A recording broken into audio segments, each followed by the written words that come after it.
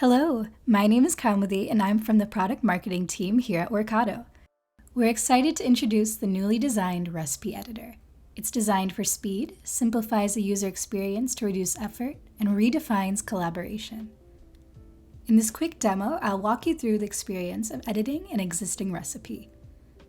After I log in on the homepage, I can navigate to one of my folders to make changes to a recipe that I've already built out. In the Home folder under Instant Response, I'll click on the Ticket Escalation folder. Let's edit this recipe, which escalates a support case to engineering.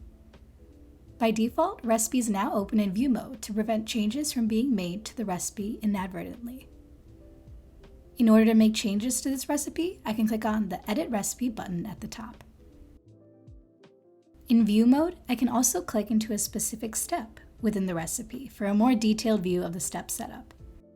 I can click on Edit Recipe in the top right corner to edit the step directly from here. And that's it. With view mode, you can rest assured that your recipes are safeguarded against unintended changes, and you can easily make updates to your recipe when you need to. Happy automating!